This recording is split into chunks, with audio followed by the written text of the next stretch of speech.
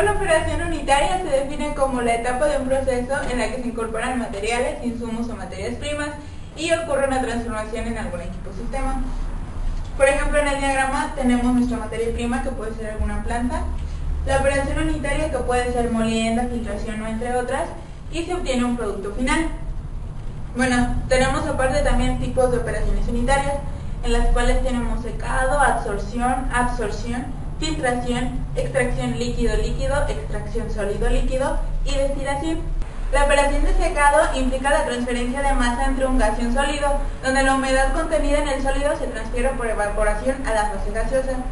Los tipos de secado se diferencian únicamente por la metodología utilizada, el cual puede ser por un proceso de ebullición en ausencia de aire, absorción de un sólido o por reducción del contenido del líquido mediante evaporación.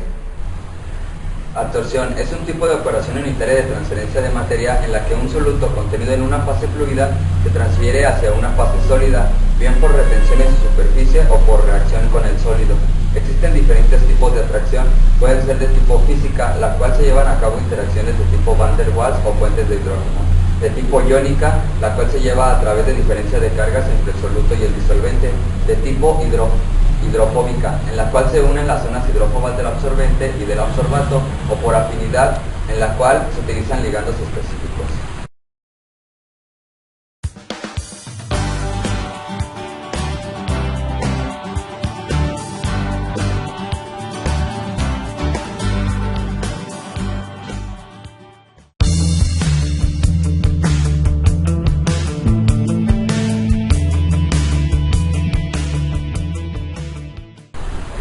Otra operación unitaria es la evaporación. Este es un proceso por el cual una sustancia en un estado líquido pasa a un estado gaseoso, tras haber adquirido la energía suficiente para vencer la tensión superficial. Esta operación unitaria es utilizada para eliminar el vapor formado por ebullición de una solución líquida para así obtener una solución concentrada. Como se muestra en el esquema, todos hemos utilizado una olla para ebullir agua, entonces es un proceso de evaporación simple. Los tipos que tienen la evaporación son de efecto simple y la evaporación de efecto múltiple. La cristalización es un proceso de purificación. Es aquella en la cual se separa un componente de una solución líquida, transfiriéndola a la fase sólida en forma de cristales que precipitan. Existen diferentes tipos.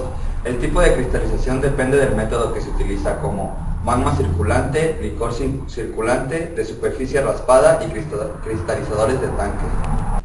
La absorción es una operación unitaria regida por transferencia de materia que consiste en poner en contacto un gas con un líquido con el objetivo de que alguno de los componentes del gas se disuelva en este líquido. A diferencia de la absorción, en la que las partículas solo se adhieren a la superficie, en la absorción las partículas penetran en el disolvente. Hay dos tipos. Puede ser física o química. En la física se utiliza algún disolvente líquido y en la química se utiliza una reacción absorbato-absorbente.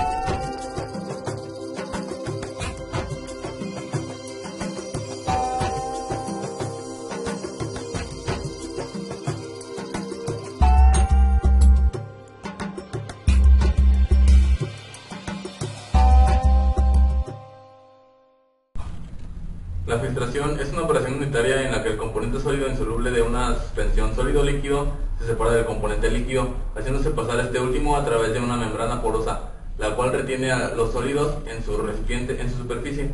Los tipos de filtración son filtración mecánica, química y biológica. Destilación. La destilación es un proceso de separación de componentes que forman una mezcla por diferencia de puntos de ebullición y evaporación de los mismos. Existen diferentes tipos de destilación de acuerdo a las propiedades del componente y condiciones de operación. Una de ellas es al vacío. Se efectúa a presión reducida y la temperatura de ebullición disminuye. De esta manera se evita la descomposición de los componentes. Otro tipo de destilación es la destilación fraccionada. Esta destilación requiere cierto grado de reflujo en el cual se separan los componentes en fracciones sucesivas. La molecular, que se utiliza para obtener vitaminas, aceites esenciales y compuestos termolábiles.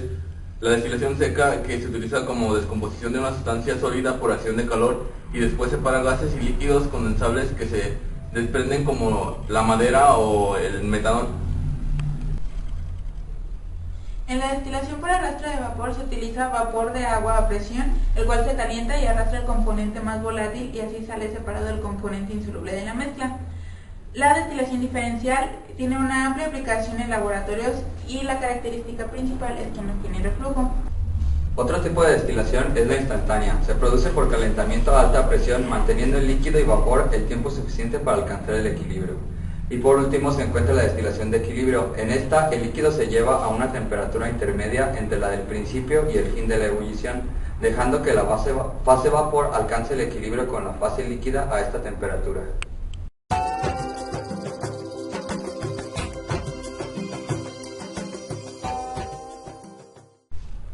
Existen diversos métodos para la resolución de problemas de destilación. Uno de ellos es el método de McCabe-Thiele, el cual es un método matemático gráfico para determinar el número de platos o etapas teóricas necesarias para la superación de una mezcla binaria. Este método usa balances de materia para ciertas partes de la torre, de los que derivan la línea de operación y la curva de equilibrio XY para el sistema. El principio del método de McCabe-Thiele se basa en una distribución equimolar a través de la torre, entre la entrada de alimentación y los platos superior e inferior. Esto se representa cuando las corrientes de líquido y vapor entran a un plato, establecen su equilibrio y salen del mismo. A continuación se presentan los balances de materia generales y específicos y la deducción de las ecuaciones para las secciones de la torre. Comenzamos con un balance general y un balance para el soluto. Para la curva de equilibrio se realiza un gráfico X y Y, donde X representa la composición molar que va desde 0 a 1 y Y está dada por la ecuación Y igual a alfa X entre 1 más alfa menos 1 por X, donde alfa es la volatilidad relativa, y este factor es de gran relevancia ya que afecta la forma de la curva como se muestra a continuación. La sección de rectificación comprende desde la primera etapa hasta la alimentación, incluyendo el condensador. Haciendo un balance para el soluto en esta sección, obtenemos la siguiente ecuación. Posteriormente, despejando yn más 1, obtenemos la siguiente ecuación. Si L y B son constantes en cada etapa de la columna, entonces se tiene una línea recta de la forma. Escribiendo la ecuación en función del reflujo, el cual es igual a L sobre D, obtenemos la ecuación de la línea de rectificación, donde la pendiente está dada por R sobre R más 1 por X. Sección de agotamiento. Comprende desde la etapa de alimentación hasta el calderín o reboiler. Haciendo un balance de soluto para esta sección, obtenemos la siguiente ecuación. Posteriormente, despejamos YW y obtenemos la siguiente ecuación. Escribiendo la ecuación en función del reflujo de reboiler, el cual es igual a V sobre W, para la ecuación de la sección de agotamiento, donde la pendiente está dada por S más 1 sobre S por X. Sección de alimentación. Para esta sección obtenemos la siguiente ecuación. Y es igual a Q sobre Q menos 1 por X menos XF sobre Q menos 1, donde Q es igual al calor necesario para vaporizar un mol de alimento de entrada, sobre el calor latente molar de vaporización del alimento. Cabe destacar que si la mezcla de alimentación entra a su punto de ebullición, Q es igual a 1. Si la mezcla entra a una temperatura elevada, Q será igual a la entalpía de alimentación en su punto de rocío menos la entalpía de alimentación en su punto de ebullición. Esto sobre la entalpía de alimentación sobre su punto de rocío menos la entalpía de alimentación a la condición de entrada. Para obtener la ecuación de la línea de alimentación, partimos de la intersección entre la línea de alimentación y la línea de rectificación, restando las dos ecuaciones obtenidas anteriormente, y obtenemos la ecuación 1. Si conocemos las siguientes igualdades y sustituimos en la ecuación 1, obtenemos la ecuación Q-line.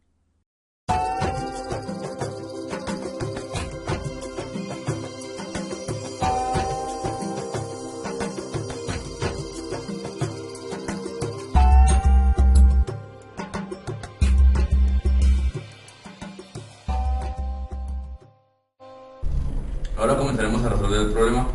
Primero establecemos un diagrama de flujo. Ahora nos referiremos al componente más volátil como el clave ligero, que es el octano, y al componente menos volátil como clave pesado, que es el octano. El problema nos da las composiciones del clave ligero en los domos y en los fondos, que es en los domos de 0.98 y en los fondos de 0.03. También nos dice el problema que entra como una mezcla equimolar, por lo cual entra en en partes iguales de etano y de octano, como es punto 5 y punto 5. Para empezar a resolver el problema, establecemos una base de cálculo de 100 moles.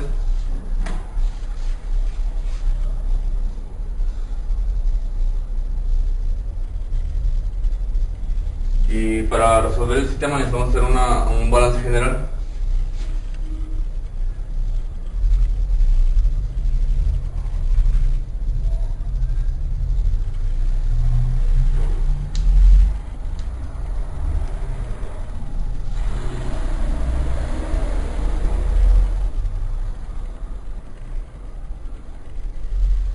Y enseguida hacemos un balance por componentes.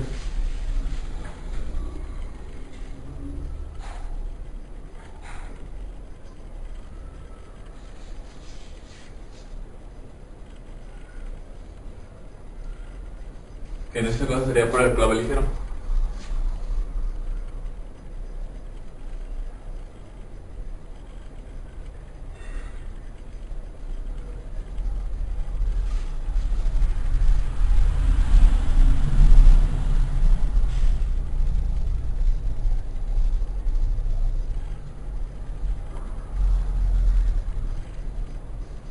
Ahora despejamos aquí algunas de las incógnitas que tenemos, que es, no conocemos D ni W, que son nuestras incógnitas. Por lo tanto despejamos una del balance general y nos queda de la siguiente forma.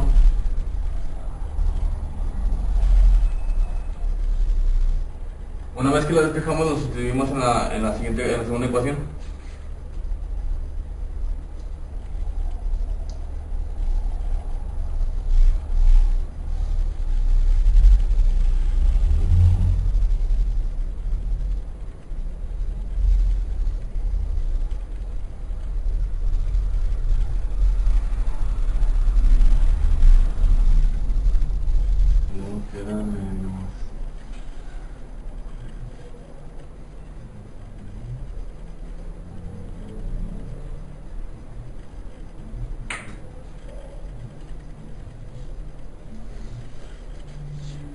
Factorizamos esta W de este lado y la F la pasamos del otro lado. Entonces nos queda de la siguiente forma.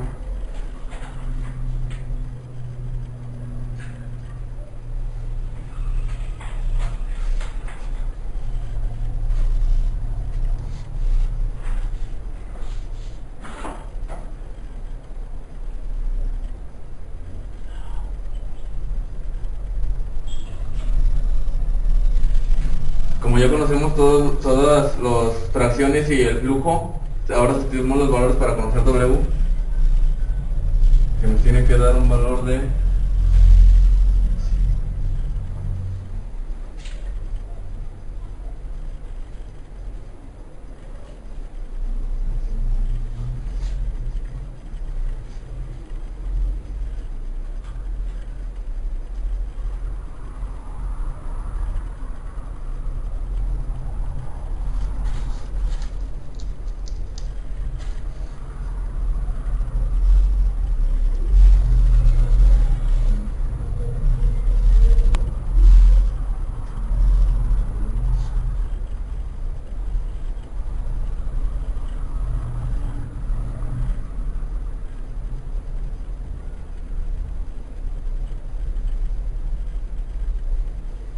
Entonces W nos da un valor de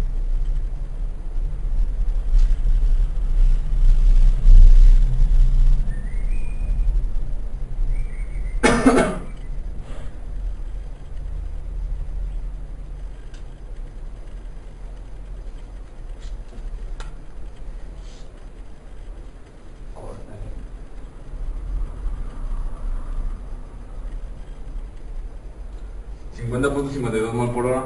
Y ahora, como ya tenemos el valor de W, lo sustituimos en esta primera ecuación y nos da F de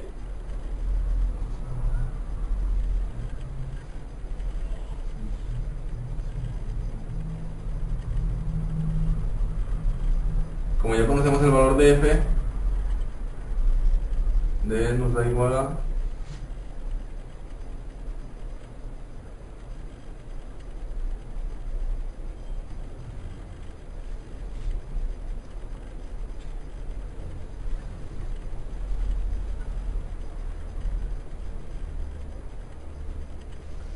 sería el punto 48 molecular. Entonces ya tenemos los flujos de los domos y los fondos.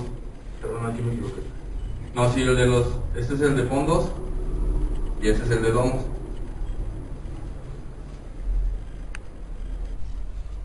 Como el problema lo menciona, la mezcla entra en su punto de ebullición, por lo cual sabemos, como antes mencionado, que Q es igual a 1.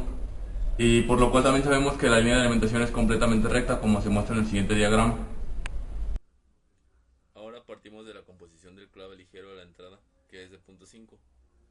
Trazamos una recta desde aquí hacia arriba.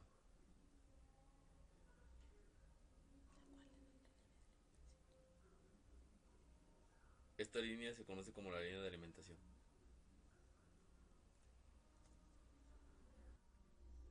Ahora procedemos a trazar los límites de operación, que serían las composiciones de los fondos del clave ligero que va desde punto 03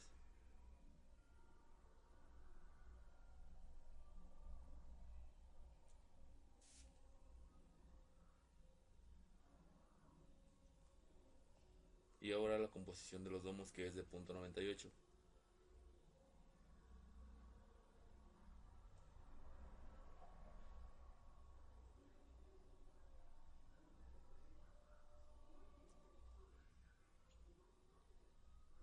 Estos serán nuestros límites de operación. Posteriormente comenzamos a trazar los platos partiendo de la composición de los domos del clave ligero, trazando una línea horizontal que topa con la curva de equilibrio y después bajamos a la línea de 45 grados. Después se vuelve a trazar una línea horizontal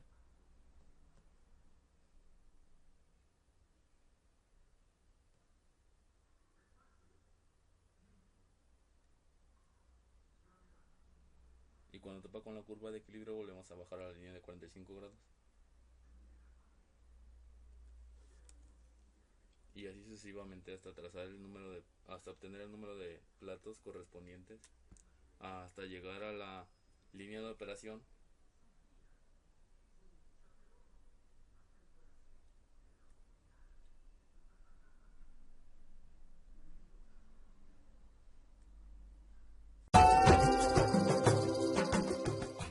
Para calcular el inciso B partiremos de la línea de rectificación, la cual se muestra a continuación. Como podemos observar, esta línea tiene la forma de la ecuación de la recta, donde la pendiente sería R sobre R más 1. Nosotros no conocemos el valor de R, por lo tanto partiremos de la ecuación de la pendiente para obtener el valor de esta y posteriormente, mediante un despeje, obtener R. Por lo tanto, nosotros sabemos que M es igual a Y2 menos Y1 sobre X2 menos X1. Sustituyendo estos valores obtenemos 98 menos 67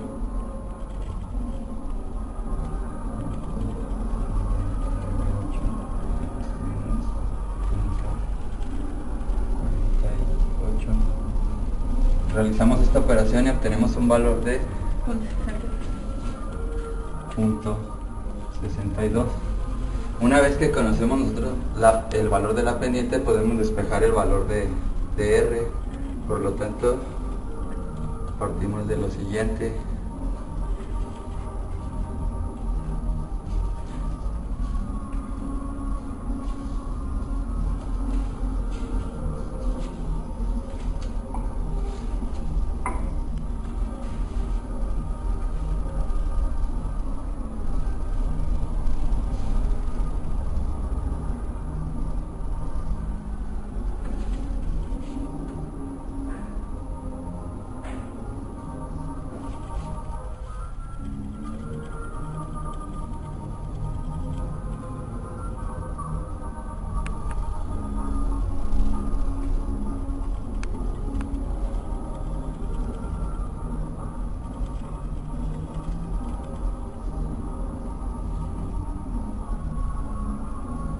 Como nosotros ya conocemos el valor de M, únicamente sustituimos los valores.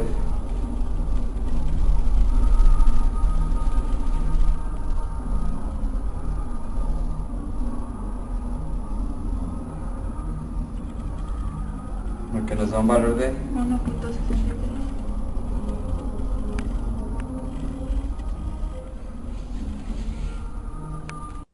Se traza la línea de rectificación partiendo de la composición en los domos, atravesando la intersección de la línea de alimentación y la curva de equilibrio hasta el eje Y. Como el inciso B nos pide un reflujo de operación al doble del mínimo, hacemos reflujo de operación es igual al doble del reflujo mínimo, el cual ya calculamos anteriormente, que nos da un valor de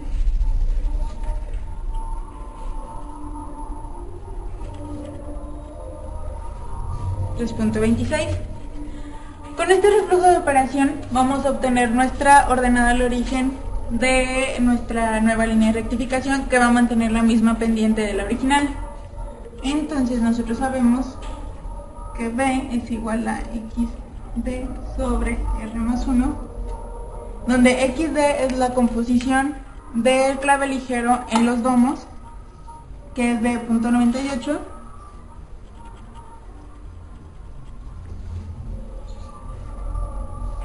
manteniendo nuestra R de 3.26, que es la que queremos, y nos da un valor de 0.23. Una vez que tenemos este valor, encontramos el punto en el eje de las Y y trazamos una línea hasta la composición de nuestros domos, como se muestra en la figura siguiente. Localizando la ordenada al origen, se traza la nueva línea de rectificación con el reflujo deseado hasta la composición en los domos.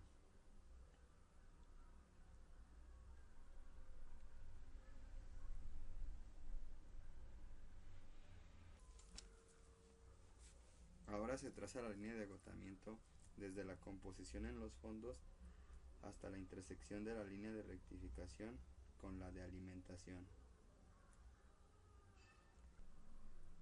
Posteriormente se trazan las etapas a partir de la composición en los domos hasta la composición en los fondos, respetando las líneas de agotamiento y rectificación.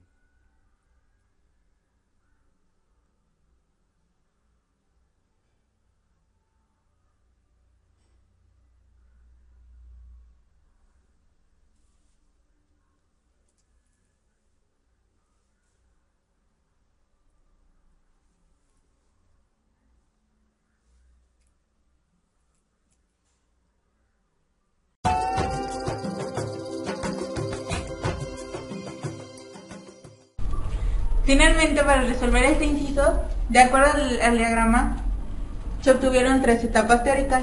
Lo que nos piden son las etapas reales y nos dan la eficiencia del sistema, por lo que despejamos las etapas reales de nuestra ecuación.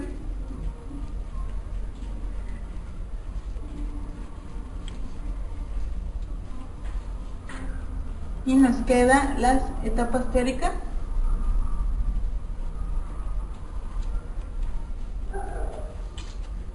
Entre la eficiencia.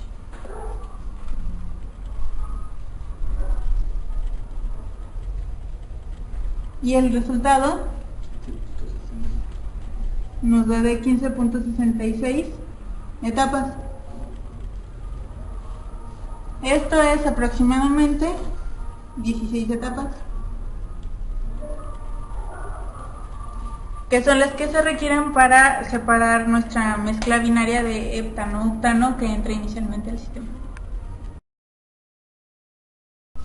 Como conclusiones, el método McCabe es realmente importante en la formación del ingeniero en cuanto a la gran aplicación de los principales fundamentos matemáticos y balances de materia que nos permiten entender mucho mejor la manera en que se debe diseñar y operar un equipo de destilación a nivel industrial. Como todo método gráfico cuenta con un cierto margen de error, sin embargo es uno de los métodos más fáciles, ilustrativos y didácticos para representar el proceso de destilación que se lleva a cabo en el sistema. Además, este método nos permite conocer el reflujo mínimo, el plato de alimentación adecuado, el número de etapas necesarias para la separación, y estos son aspectos fundamentales para el diseño de un equipo de destilación con la mayor eficiencia posible para reducir costos de operación y de producción. Y pues finalmente las operaciones unitarias son de gran importancia para el ingeniero y la industria, ya que son parte fundamental para cualquier tipo de proceso. Gracias a las operaciones unitarias podemos llevar a cabo tanto procesos simples como procesos a gran escala, facilitando la obtención del producto de interés. Bueno, esperamos que este video les ayude a entender un poco más sobre el método McKay-Thiele y un poco sobre las operaciones unitarias, y gracias por su atención.